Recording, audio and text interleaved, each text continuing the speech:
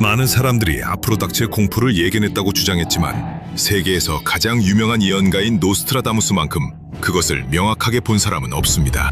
노스트라다무스가 신비로운 예언자로 알려지기 전에 그는 먼저 약사로 일하며 역병이 창궐한 지역을 도왔습니다. 그의 진짜 이름은 미셸 드 노스트르담입니다. 그는 1503년 12월 프랑스 남부의 생레미드 프로방스에서 태어났습니다. 정확한 생일이 12월 14일인지 12월 21일인지는 확실하지 않습니다. 그의 아버지 자크 드 노스트르담은 공증인, 즉 법정 문서를 작성하고 인증하는 사람이었습니다. 그의 어머니 레이니에는 그들의 마을에서 유명한 가문 출신이었습니다. 그에게는 형제자매가 많았지만 그 당시 출생 기록이 부족해서 정확한 숫자는 명확하지 않습니다. 그의 아버지의 가족은 유대인 뿌리를 가지고 있었습니다. 미셸이 태어나기 전에 그의 조상들은 이미 가톨릭으로 개종했습니다. 당시 유럽에서 많은 유대인 가정의 삶이 힘들었기 때문입니다. 그들은 자주 박해를 받았고 거주지에서 쫓겨나거나 종교를 바꾸도록 강요받았습니다. 개종할 때 그의 할아버지와 가족은 노스트르담이라는 성을 사용했습니다. 이 이름의 의미는 우리의 성모로 성모 마리아를 부르는 호칭입니다. 하지만 가족에게 유대인 혈통이 분명함에도 불구하고 그들은 여전히 몰래 유대교를 실천했고 미셸에게 카발라를 개인적으로 가르쳤다고 전해집니다. 카발라는 유대교 신비주의 전통입니다. 이것은 신의 창조와 영적 세계가 인간의 삶과 어떻게 연결되어 있는지에 관한 것입니다. 이것은 스페인과 남부 프랑스의 일부 유대인 공동체에 퍼졌습니다. 노스트라다무스 시대 이전에도 몇몇 작가들은 이것이 노스트라다무스의 모호하고 상징적인 글쓰기 방식에 영향을 주었다고 말합니다. 그것이 사실일 수 있습니다. 이는 그 지역 지식인 사회의 일부였기 때문입니다. 하지만 그가 이것을 얼마나 깊이 개인적으로 연구했는지에 대한 명확한 문서는 없습니다. 그의 어린 시절에 대해 신뢰할 수 있는 정보도 거의 없습니다. 오래된 이야기에는 그의 외할아지가 그에게 의학을 가르쳤다고 전해집니다. 추가로 1518년 이나 1519년에 그는 프랑스에서 가장 오래된 대학 중 하나인 아비뇽 대학교에 입학했습니다. 그때 그는 아직 의학을 공부하지 않았습니다. 학생들이 일반적으로 배우는 것은 문법, 수사학, 그리고 논리학이었습니다. 그들은 또한 아리스토텔레스와 키케로와 같은 그리스와 로마 사상가들의 저작도 읽었습니다. 이것의 목적은 학생이 말하기, 연설, 글쓰기, 그리고 명확한 논증을 구성하는 데 훈련시키는 것이었습니다. 하지만 그의 학업은 오래가지 못했습니다. 지역에 전염병이 퍼지면서 대학이 문을 닫을 수밖에 없었습니다. 그 당시 전염병이 발생하면 사람들은 붐비는 도시를 피했습니다. 돈이 있는 사람들은 시골로 잠시 옮겨갔는데 인구가 많은 곳에서 병이 더 빨리 퍼졌기 때문입니다. 대학이 문을 닫은 후 미셸은 몇 년 동안 프랑스와 인근 지역을 여행했다고 합니다. 그는 식물, 약초 치료법, 그리고 약 만드는 법을 공부했습니다. 이때부터 그는 약사로 일하기 시작했습니다. 그 당시의 약사는 오늘날의 약사와 비슷한 역할을 했습니다. 그는 식물, 향신료, 그리고 다른 재료들로 혼합물을 만들었습니다. 하지만 대부분의 약은 아직 과학적이지 않았습니다. 대부분은 전통, 관찰, 그리고 여러 세대에 걸쳐 전해내려온 믿음에만 근거하고 있었습니다. 그 당시의 의학은 우리가 지금 알고 있는 것과는 거리가 멀었습니다. 페니실린 같은 항생제도 아직 없었습니다. 현대 백신도 없었고 박테리아와 바이러스에 대한 명확한 지식도 없었습니다. 그래서 당시에는 간단한 감염도 쉽게 치료하지 못해 생명을 위협했습니다. 그 시절 가장 흔한 치료법 중 하나가 사열이었습니다. 의사들은 환자의 피를 빼내는 것이 몸 안의 액체, 즉 그들이 체액이라고 부르는 것들의 균형을 맞춰야 한다고 믿었기 때문에 사열을 했습니다. 사람이 아플 때 그들은 몸에 피나 다른 액체가 너무 많다고 생각했습니다. 이 행위는 오히려 환자의 상태를 더 악화시켰습니다. 아픈 환자는 더욱 약해질 뿐입니다. 피를 더 빼면 더 약해집니다. 하지만 그것이 당시 받아들여진 의학적 신념이었기 때문에 많은 의사들이 계속해서 그렇게 했습니다. 1529년에 미셸은 의학을 공부하기 위해 몽펠리에 대학교에 입학했습니다. 몽펠리에는 유럽에서 가장 오래된 의과대학 중 하나로 유명합니다. 하지만 얼마 지나지 않아 그는 문제에 부딪혔습니다. 대학교 관계자들은 그가 이미 약제사로 일한 적이 있다는 사실을 알게 되었습니다. 이것은 학생들에게 금지된 일이었습니다. 당시 약을 만들고 판매하는 일은 수작업으로 여겨졌습니다. 그 시절 대학들은 자신들의 학문적 교육을 매우 높게 평가했습니다. 수작업은 종종 하층 계급의 일로 여겨졌습니다. 이 때문에 미셸은 대학에서 쫓겨났습니다. 몽펠리의 기록에는 그의 태학에 관한 문서가 남아 있습니다. 이로 인해 그가 실제로 공식적인 의학 박사 학위를 받았는지는 명확하지 않습니다. 완전히 멈추는 대신 그는 계속해서 약을 만들고 지역 사회를 도왔습니다. 그는 점차 페스트에 대처하는 것으로 알려지게 되었습니다. 그 당시 유럽에서 가장 위험한 질병 중 하나였습니다. 1340년대 흑사병 때만 페스트가 창궐한 것은 아닙니다. 이 전염병은 수세기 동안 여러 도시에서 반복적으로 돌아왔습니다. 이 질병은 상인, 여행자, 선박, 그리고 다른 지역에서 온 상품들이 지나가는 곳에서 자주 퍼졌습니다. 남부 프랑스는 중요한 무역로에 위치해 있었기 때문에 자주 전염병이 발생했습니다. 어떤 지역에 페스트가 있다는 소식이 들리면 사람과 상품의 출입이 제한되었습니다. 이탈리아의 몇몇 항구에서는 배가 정박하기 전에 기다리게 했습니다. 여기서 40일을 의미하는 단어에서 유래한 검역이라는 개념이 탄생했습니다. 미셸은 페스트에 맞서기 위해 장미 환약이라 불리는 약을 만들었습니다. 이 약엔 장미꽃잎, 정향, 쌀프러스 등 향기로운 식물이 포함됐습니다. 이 약의 향기가 악취나는 주변 환경을 가리는데 도움이 되었을 가능성은 있습니다. 하지만 이 약은 페스트를 일으키는 박테리아를 죽일 수 있는 능력은 없었습니다. 하지만 미셸이 추천한 건 장미 환약만이 아니었습니다. 그는 또한 주변을 깨끗이 유지하고 도구를 씻고 시신을 즉시 치우며 환자들에게 신선한 공기를 제공할 것을 권장했습니다. 그는 또한 당시 많은 의사들처럼 사열에 의존하지 않았습니다.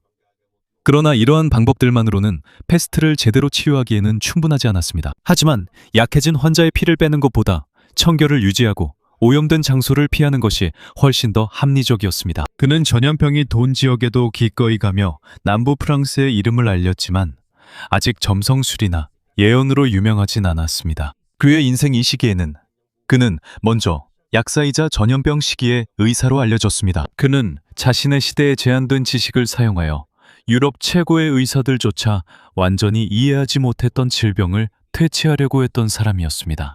미셸 드 노스트르담의 인생에서 가장 큰 변화는 극심한 개인적 비극에서 시작되었습니다. 1530년대 초 그는 프랑스 남서부의 아젠에 살고 있었습니다. 그곳에서 이탈리아 출신 유명 의사 겸 학자 줄 세저르 스칼리제르가 그를 초대했습니다. 스칼리제르는 의학, 역사, 철학, 고대 문학에 관한 많은 책을 쓴 폭넓은 지식을 가진 사람이었습니다. 그의 도서관이 미셸의 독서와 생각의 폭을 넓히는 데 도움이 되었을 가능성이 있습니다. 아젠에 머무는 동안 미셸은 현지 여성과 결혼했습니다. 그 이름은 그녀의 본명이 아니지만 종종 앙미에트 당코즈로 불렸습니다.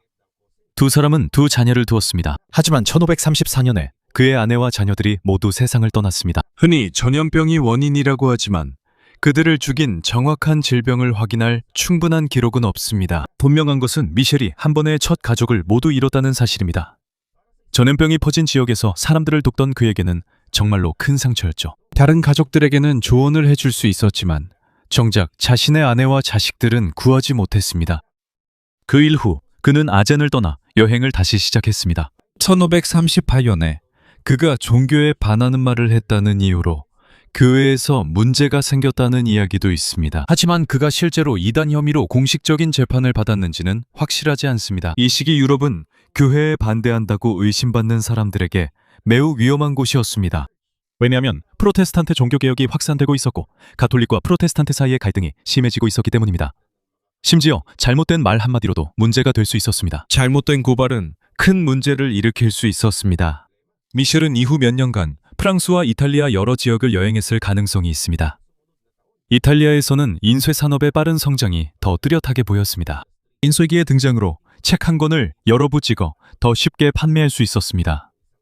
이는 그가 의학뿐 아니라 다른 분야에서도 유명해지는 데 중요한 역할을 했습니다. 인쇄소들이 그의 이름을 유럽 각지로 퍼뜨리게 됩니다. 하지만 그가 작가가 되기 전에 그는 다시 전염병과 싸우는 일로 돌아갔습니다. 1540년대 중반 그는 마르세유와 프로방스 등지에서 전염병과 싸우는 데 도움을 주었습니다. 그는 많은 환자가 있는 지역사회에 기꺼이 찾아가는 것으로 유명해졌습니다. 몇몇 도시에서는 그의 봉사에 대한 보상으로 연금을 지급했다는 이야기도 있습니다. 1547년 그는 살롱드 프로방스에 완전히 정착했습니다. 그곳에서 그는 부유한 과부인 안느 퐁사르도와 결혼했습니다. 그들은 세 아들과 세 딸, 총 6명의 자녀를 두었습니다. 안느에게는 자신의 재산이 있었고 미셸도 수입이 있었기 때문에 그들의 삶은 더 나아졌습니다. 이제 그는 전염병 지역을 더 이상 여행할 필요가 없었고 글을 쓰며 점성술을 공부할 시간을 가질 수 있었습니다. 르네상스 시대에는 천문학과 점성술의 구분이 아직 명확하지 않았습니다. 많은 교육받은 사람들은 행성과 별의 움직임이 날씨, 질병, 정치, 그리고 인간의 운명에 영향을 미친다고 믿었습니다. 이것을 믿는 사람들은 평범한 시민들뿐만이 아니었습니다.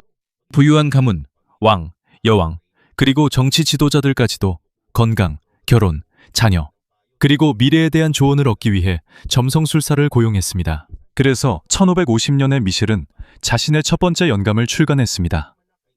연감은 특정 연도에 대한 정보를 담은 작고 저렴한 소책자였습니다. 여기에는 달력, 일기예보, 농사에 대한 주원, 중요한 날짜, 그리고 점성술 예측이 포함될 수 있습니다. 이것은 큰 책보다 제작비가 저렴했습니다. 그래서 많은 사람들이 이를 살 수 있었습니다. 이것은 쉽게 들고 다니고 읽을 수 있는 작은 연간 가이드와 같았습니다. 저의 연간 표지에는 미셸이 자신의 이름의 라틴어 버전인 노스트라다무스를 사용했습니다. 미셸 드 노스트르담보다 더 강렬하고 신비롭게 들렸기 때문입니다. 그때부터 대중에게 알려진 이름이 되었습니다. 그의 첫 번째 영감은 큰 인기를 끌었고, 그래서 그는 매년 새로운 판을 내기 시작했습니다. 대부분 이 영감에는 날씨, 질병, 정치적 혼란, 그리고 유명인들에게 일어날 수 있는 일들에 대한 예언이 담겨 있었습니다. 이로 인해 그의 이름은 더욱 널리 알려졌습니다. 부유한 상인들, 귀족들, 그리고 다른 권력 있는 사람들이 그의 조언을 구하기 시작했습니다. 그들은 자신의 사업이 성공할지, 가족이 안전할지, 또는 미래에 어떤 일이 일어날지 알고 싶어 했습니다. 하지만 그는 단순하고 명확한 예측을 쓰지 않았습니다. 그는 상징, 옛 지명, 특이한 단어, 그리고 여러 가지로 해석될 수 있는 문장들을 사용했습니다. 그는 프랑스어에 라틴어, 그리스어, 이탈리아어, 지방 언어까지 섞어 썼기 때문에 그의 예언이 틀렸음을 증명하기 어려웠습니다. 어떤 해석이 맞지 않으면 다른 사람들은 단지 자신들의 이해가 잘못됐다고 말할 수밖에 없습니다. 그가 쓴 내용과 약간이라도 비슷한 일이 일어나면 그것을 예언의 성취라고 보여줄 수 있습니다. 이것이 노스트라다무스의 성공 비결이었습니다. 1555년에 그는 자신의 가장 유명한 책인 르 프로페시의 첫 번째 부분을 출간했습니다. 첫 번째 판에는 353개의 사행시와 그의 아들 세자르에게 보내는 긴 메시지가 담겨 있었습니다. 내 행시는 네 줄로 이루어진 짧은 시입니다. 그는 이것들을 색이라고 불리는 그룹으로 묶었습니다. 이것은 각 그룹이 100년을 의미한다는 뜻이 아닙니다. 단지 대부분의 그룹에 100개의 사행시가 들어가도록 계획했기 때문에 색이라고 불렀을 뿐입니다. 다음 판에서는 작품 수가 더 늘어났습니다. 그가 1568년에 사망한 후 출간된 가장 완전한 버전에는 10개의 세기로 나뉜 942개의 사행시가 있습니다. 러 프로페시에 있는 대부분의 예언은 정확한 연도에 묶여있지 않습니다. 이것이 그의 해마다 내던 연감과의 큰 차이점입니다. 명확한 날짜가 없기 때문에 하나의 내 행시는 몇 년, 몇 세기 후에 일어난 사건이나 심지어 현재의 사건과도 연결될 수 있습니다. 그의 많은 시는 왕, 여왕, 전쟁, 도시의 몰락, 기근, 역병, 폭풍, 화재, 그리고 기타 재난에 관한 내용입니다. 그는 또한 고대 그리스와 로마의 신, 영웅, 옛 군사 지도자들의 이름도 사용했습니다. 그는 유럽의 여러 지역, 지중해, 흑해, 발칸 반도, 그리고 당시 오스만 제국이 지배하던 지역들을 언급했습니다. 르네상스 시대 교육받은 작가에겐 이것이 특별하지 않았습니다. 당시 유럽인들은 다양한 지역, 새 해상 경로, 제국 확장 덕분에 다른 나라에 대한 지식이 넓어지고 있었습니다. 그가 언급한 지역과 재난의 광범위함은 그의 시에 거의 무한한 활용도를 부여했습니다.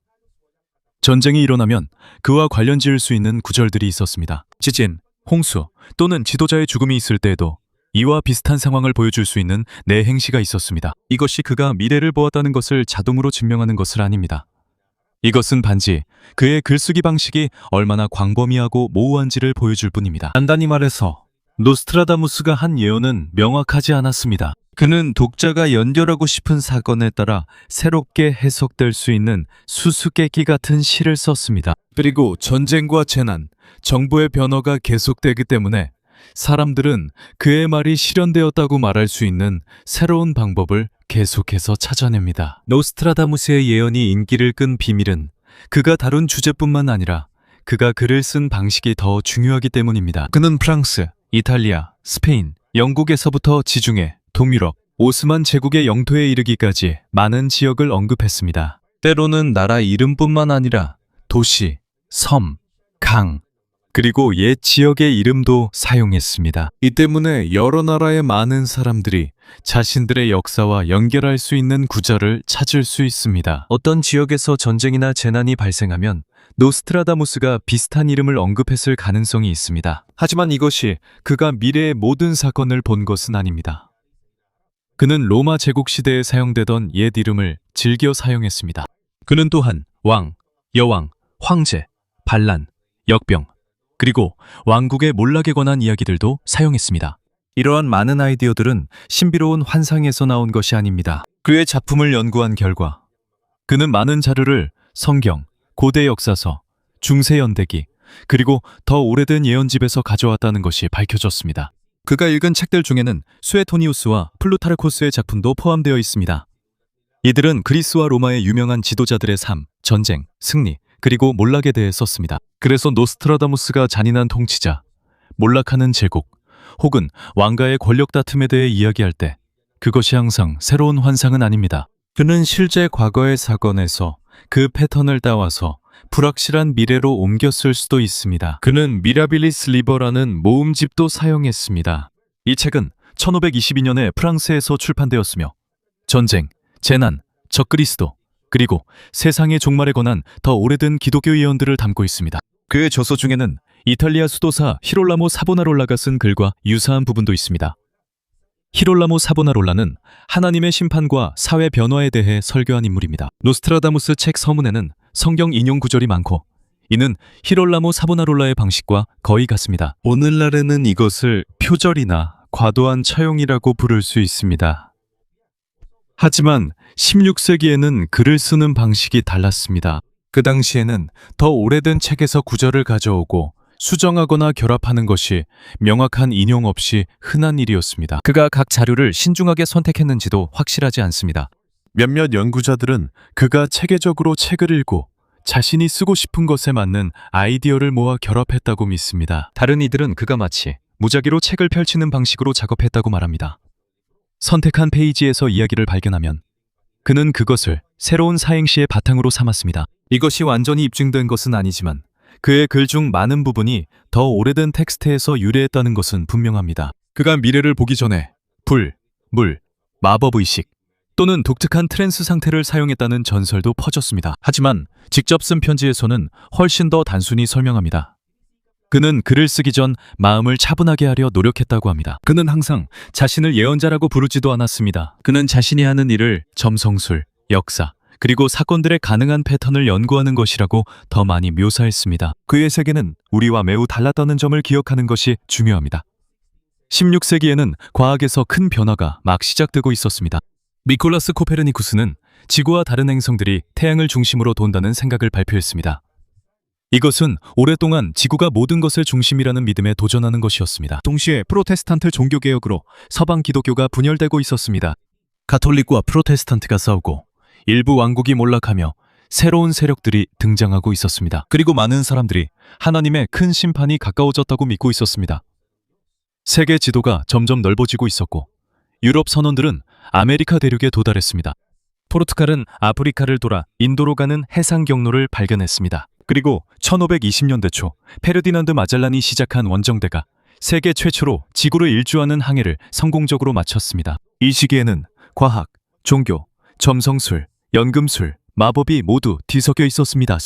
진짜 과학과 옛 신념의 경계가 아직 명확하지 않았습니다. 그 당시 몇몇 진지한 학자들조차도 행성의 움직임을 연구하면서 동시에 다른 금속을 금으로 바꾸는 방법을 찾고 있었습니다. 그래서 노스트라다무스처럼 의학 배경을 가진 사람이 점성술과 고대 예언을 사용하는 것도 이상한 일이 아니었습니다. 하지만 그가 여전히 유명한 이유는 그의 시대 때문이 아닙니다. 그는 역사상 가장 큰 재난들 중 일부를 예언했다고 여겨지기 때문에 계속해서 회자되고 있습니다. 문제는 어떤 사건이 일어난 후에야 사람들이 그와 맞는 내 행실을 찾아본다는 점입니다. 1666년 9월 런던 대화제가 한 예입니다. 화제는 한 빵집에서 시작되어 도시의 큰 부분으로 번졌습니다. 노스트라다무스는 런드, 불, 그리고 66으로 해석될 수 있는 숫자를 언급한 내 행실을 남겼습니다.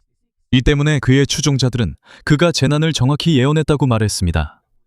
하지만 다른 세부 사항들은 일치하지 않습니다. 시에서는 번개가 언급되었습니다. 하지만 불을 시작한 것은 번개가 아니었습니다. 또한 많은 사람들이 죽을 것이라는 암시도 있었지만 공식적으로 기록된 사망자는 적었습니다. 그래서 맞는 부분만 골라보고 틀린 부분은 무시할 때만 이것이 놀랍게 보일 뿐입니다. 프랑스 혁명과 나폴레옹 보나파르트의 부상에서도 마찬가지였습니다. 노스트라다무스는 프랑스의 큰 혼란에 관한 시를 남겼습니다. 새로운 통치자와 이탈리아, 스페인, 영국에 대한 두려움. 이것은 나폴레옹과 연결될 수 있습니다. 하지만 유럽의 많은 전쟁에도 적용될 수 있습니다. 왕국에 혼란이 생기면 새 지도자가 나타나고 프랑스 이웃 나라들도 연루되는 것은 자연스러운 일입니다. 가난한 집안에서 태어난 아이가 자신의 언변을 이용해 많은 사람들을 끌어들일 것이라는 내 행시는 아돌프 히틀러와도 연결됩니다. 이 내용은 히틀러와 잘 맞는 듯하지만 실제 구절에는 이름, 날짜, 독일, 나치당, 제2차 세계대전 등 직접 언급이 없습니다. 말을 잘하는 강력한 지도자에 대한 묘사는 역사상 많은 인물들을 가리킬 수 있습니다. 노스트라다무스가 히로시마와 나가사키의 원자폭탄 투하도 예언했다고 말하는 사람들이 있습니다. 그는 두 도시에 닥칠 극심한 역병에 대해 썼기 때문입니다. 하지만 일본, 원자폭탄, 방사능, 1945년 8월에 대한 언급은 전혀 없습니다. 두 도시는 종교적이거나 역사적으로 더 오래된 문헌에서도 흔히 볼 수 있는 표현입니다. 또한 존 F 케네디 대통령의 암살과 관련해서도 위에서부터 내려오는 악에 대한 한 문장이 연결되었습니다. 하지만 이런 문장은 너무나도 포괄적입니다. 이 문장은 총격을 당했거나 폭탄을 맞았거나 추락했거나 높은 곳에서 살해된 어떤 지도자에게도 적용될 수 있습니다. 가장 명확한 잘못된 연관의 예는 2001년 9월 11일의 테러 공격입니다. 그 당시 인터넷에는 노스트라다무스가 하늘에서 떨어지는 두 개의 강철새가 큰 도시에 충돌할 것이라는 예언을 했다는 소문이 퍼졌습니다. 하지만 노스트라다무스는 그런 말을 쓴 적이 없습니다. 그것은 공격 이후에 퍼진 현대의 글입니다. 노스트라다무스의 진짜 책들에서는 그가 쌍둥이 빌딩 공격을 정확히 예언했다는 확실한 증거가 없습니다. 여기서 노스트라다무스가 항상 맞는 것처럼 보이는 진짜 이유를 알 수 있습니다. 그의 시는 짧고 명확한 날짜가 없으며 이름도 혼란스럽고 상징이 많습니다. 그리고 모두 역사에서 반복되는 일들입니다. 전쟁, 화재, 질병, 지도자의 암살, 정부의 붕괴 같은 것들입니다. 큰 비극이 일어날 때마다 그제서야 사람들이 여기에 맞출 수 있는 구절을 찾기 시작합니다. 때로는 번역을 바꾸기도 하고 맞는 부분만 골라냅니다. 그리고 맞지 않는 세부 사항들은 그냥 빼버립니다.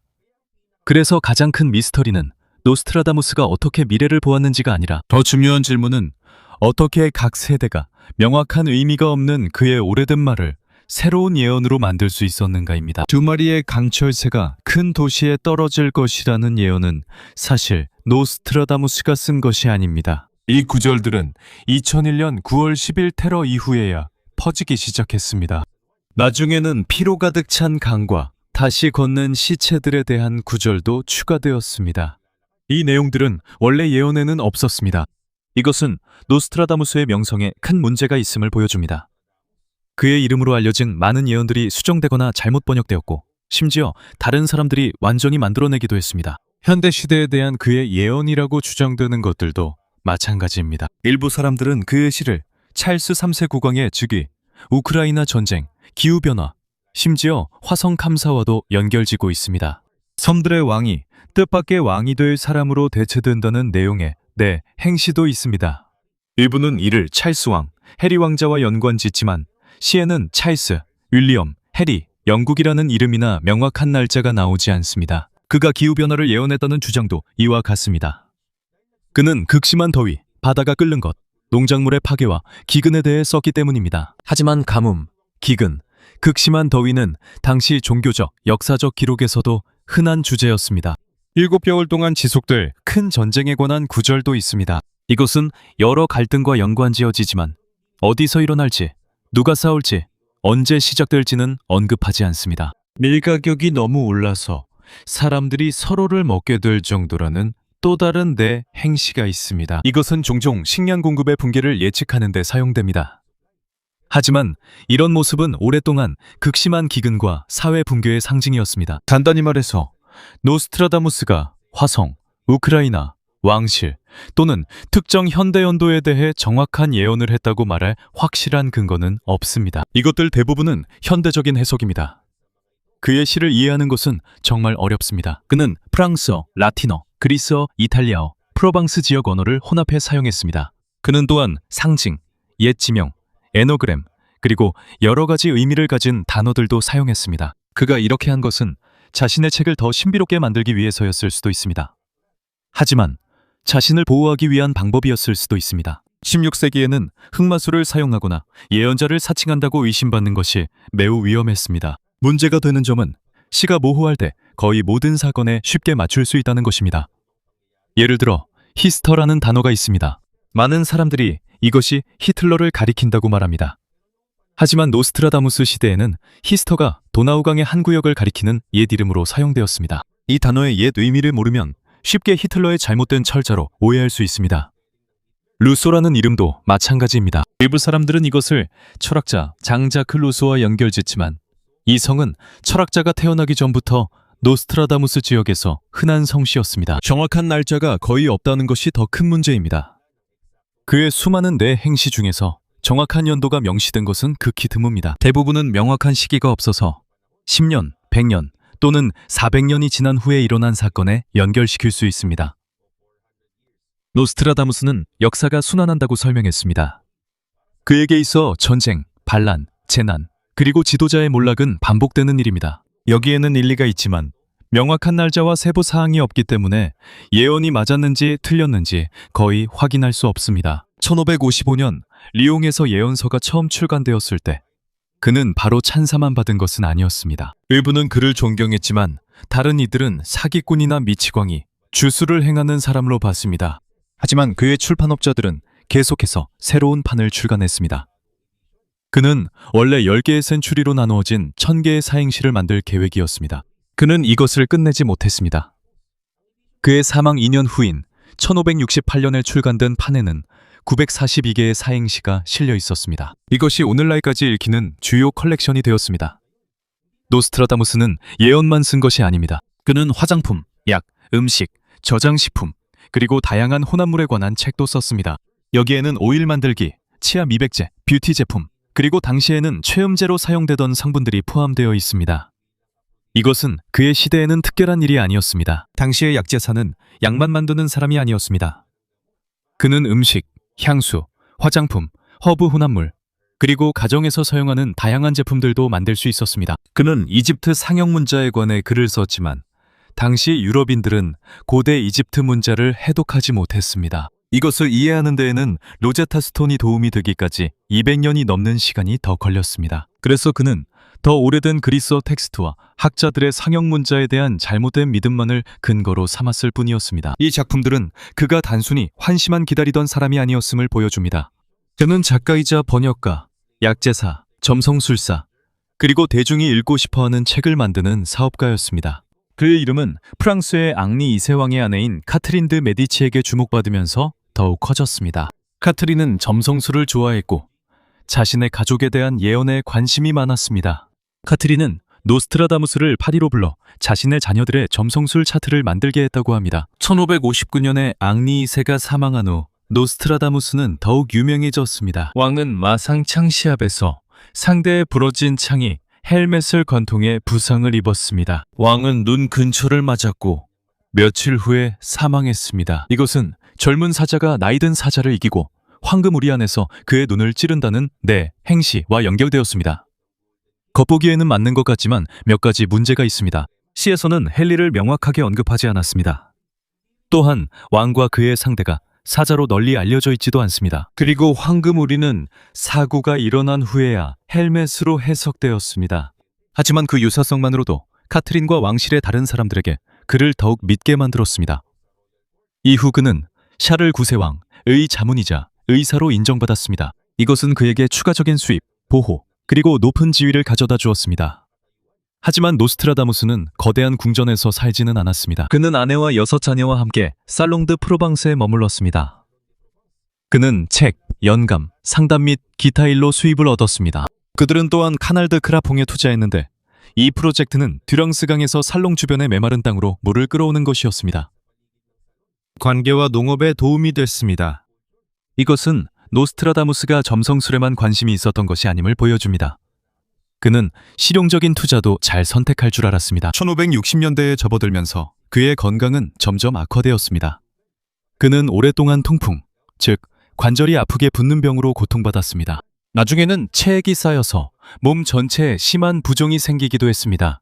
그는 필요한 허가 없이 영감을 출간해서 지역 당국과 마지막 문제를 겪기도 했습니다. 프랑스가 가톨릭과 프로테스탄트 간의 오랜 종교 전쟁에 들어가려던 시기였기 때문에 그 당시에는 책에 대한 검열이 매우 엄격했습니다. 1566년 여름, 그는 자신의 상태가 심각하다는 것을 알았습니다.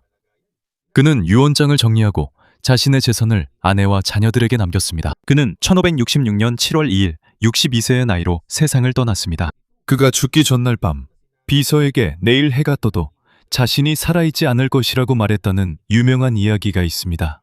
그가 이렇게 말한 것은 자신이 곧 죽을 것을 알고 있었기 때문일 수도 있습니다. 또는 이 이야기가 과장되어 마치 그가 자신의 죽음을 예언한 것처럼 보이게 했을 수도 있습니다. 그의 무덤에 관한 전설도 많습니다.